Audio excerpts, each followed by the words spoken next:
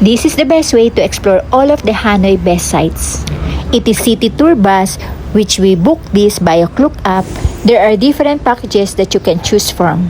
There is one round package, no half on half of 4 hours and 24 hours.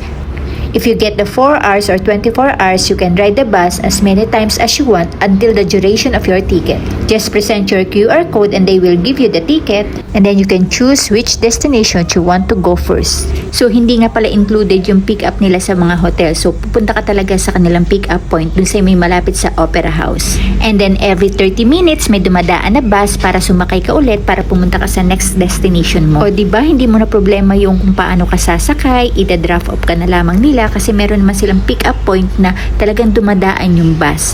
Pwede ka ding umakyat sa kanilang roof deck para mas makita mo yung view. Kaya lang, we decided na sa baba na lang muna since mainit pa naman yung panahon. At least naka-aircon naman siya sa baba.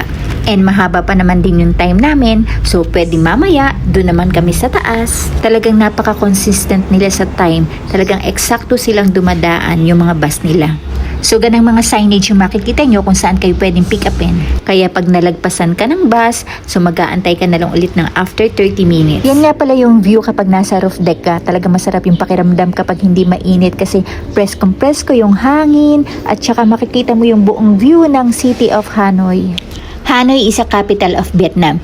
It is rich in history and culture. Kaya naman maraming mga tourist attraction na pwede mong puntahan. Tulad ng The Temple of Literature, Hua Lo Prison, Hanoi Opera House, Quan Tan Temple, Tran Quoc Pagoda, Northern Gate Church, the Imperial Citadel of Thang Long, One Pillar Pagoda, St. Joseph Cathedral, Ho Chi Minh Museum, the Flag Tower of Hanoi. Since 24 hours yung kinuha namin, so sa gabi meron din kaming city tour. So ayan, ang maganda nga naman pala talaga kasi maraming mga ilaw.